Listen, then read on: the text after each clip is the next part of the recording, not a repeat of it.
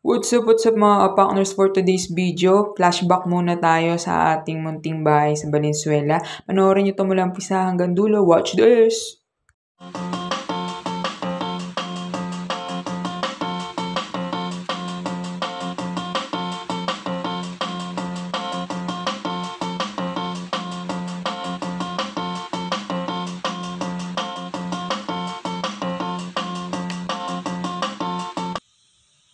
So, digit mga partners, flashback muna tayo. Ayan yung veranda. Ayan yung mga dating kuha namin sa veranda na yan. Yan yung memories namin. Tapos ito naman yung kwarto ng parents ko. So, yan din kami natutulog. Tapos, ayan yung hallway. Then, CR. Diba? Lahat na nakikita ninyo na habang binibidyo ko to yung empty na yung bahay. As in, wala nang gamit. Ganyan yung nakikita kong nagpa-flashback sa isip ko, sa mga mata ko. Habang sinushoot ko to. Tapos, yan yan yung sala namin sa taas. Tapos, yun yung kwarto na. Tinulugan din namin, kwarto ng kapatid ko. Tapos, nung wala na sila, umakit na ng Baguio, halos lahat ng kwarto natulugan na namin, di ba? So, yan lahat yung memories sa isip ko na naiiwan, na nakatatak nang nawala na lahat yung gamit, di ba?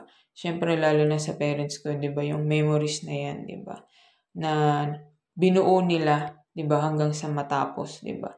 Siyempre, sa akin ganun na, habang nagbibideo parang, di ba, may sakit, di ba, may kirot, pero tama ng drama, siyempre, ganun talaga, move on, di ba, meron tayong minsan kailangang iwanan, i-let go, di ba, at hindi na ipilit, di ba, kasi meron din namang darating na mas maganda pa, di ba, bubuo ulit tayo ng isang magandang tahanan at isang magandang tahanan na may magaganda rin ulit na memories, di ba.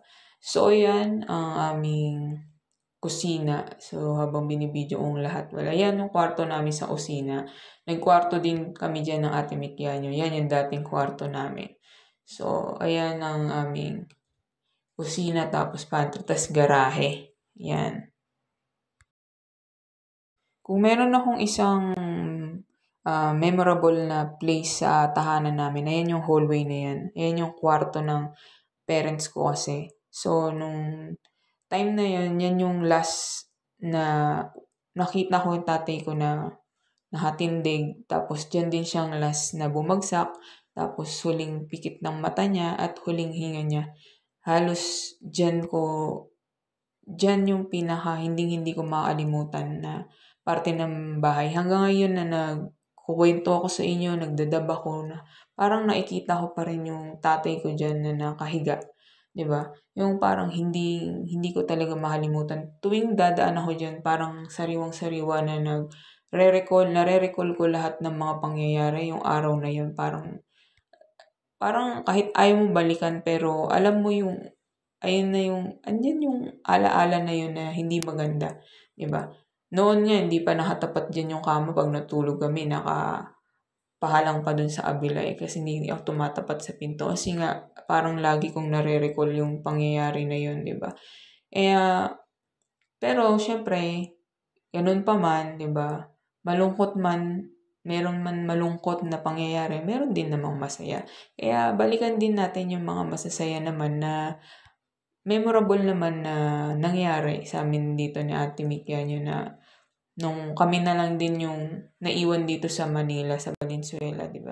So, yan. Sa veranda, mahilig kami magmukbang, di ba? Yun lang yung gawain namin, minsan trip namin, inisip namin, mukbang tayo. Punta tayo sa veranda, tambay tayo nila Teki. Bibili kami pagkain, magluluto kami. Tapos, ayan naman, nung Christmas lang ata yan tas tamang shot lang. So, Ate Mikianin nyo, hindi yan umiinom. Pero, pag ako kasama, magsha-shot yan kasi titimpla ko siya ng ladies drink. Yan naman, yung natutunan ko sa tatay ko na pagtimpla ng alak. Nung bata kasi kami, sa kanya ko unang natutong uminom sa tatay ko. So, yan ang unang-una yung tinimpla sa amin. Tapos, yan naman yung New Year. Siyempre, yung mga magagandang alaala, di ba? Yung mga pag nagtitinda kami, pag bare months, di ba? Pag New Year, ayan yung mga magagandang alaala na nabuo naman namin sa bahay na yun. Nung kami naman ng Ate Mikianyo. Siyempre yung maganda rin alaala ng pamilya ko nung buo pa kami. Tapos yung pag may bumibisita, di ba? Yun yung magandang alaala. Tapos yung unti-unting nabubuo yung bahay na dati single lang, tas hanggang sa nabuo na yung pangarap ng tatay mo, di ba? Yun yung magandang alaala. Tapos yan, may time na tatambay kami, tas maglalaro kami sa veranda nila Teki. Harutan lang, di ba? Tamang harutan. So, ngayon, wala na kaming veranda. Meron maliit lang, di ba? Pero ang ganda rin. Nature naman yun haan. Tapos minsan trip namin mag-swimming sa veranda, lalo na pag summer. And mag-swimming kami diyan kahit yung pool namin yun tagpi-tagpi na, di ba? Pero at least napupunuan pa rin ng tubig, di ba? Meron man sa bahay na yan na malungkot na alaala, mga pangyayaring hindi na maganda, di ba? Na kahit pilit mong kalimutan, andyan na siya nakatira na Pero kailangan pa rin natin bigyan ng magandang alaala tulad niyan, di ba? Na pag trip namin mag-swimming, kailangan pasayahin pa rin natin yung natin buhay. Kapag habang may buhay, di ba, dire-diretso lang, continuous lang tayo, di ba?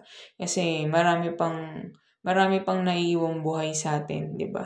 Tapos marami pa tayong bubuoing magandang alaala habang nabubuhay tayo, di ba? So yan, mga magagandang alaala namin sa tamang tambay lang, di ba?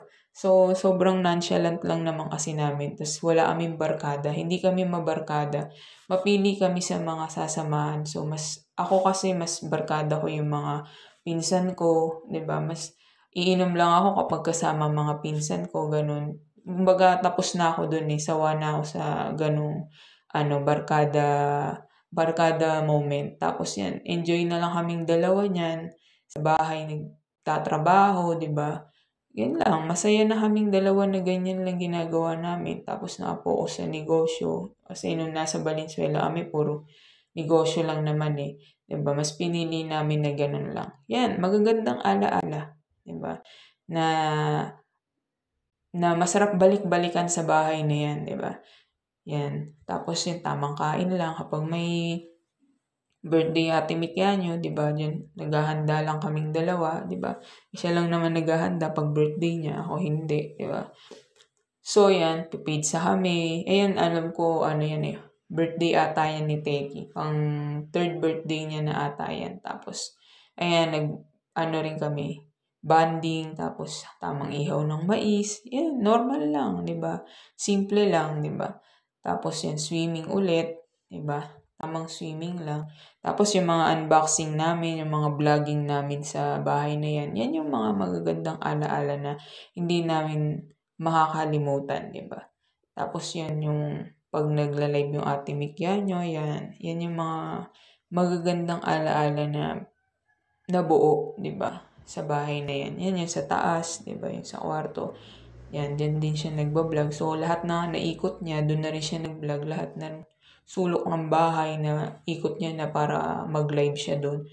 And kasi yan, pag trip din namin magluto, kahit walang okasyon, kakain lang kami. So, ayan guys, maraming salamat sa pagsama sa akin sa flashback namin. At hanggang sa susunod, kung di pa kayo subscribe na kayo. Sa mga nag-subscribe naman, thank you very much. At hanggang sa susunod na vlog namin mga partners. Bye-bye! Like and subscribe. Bye!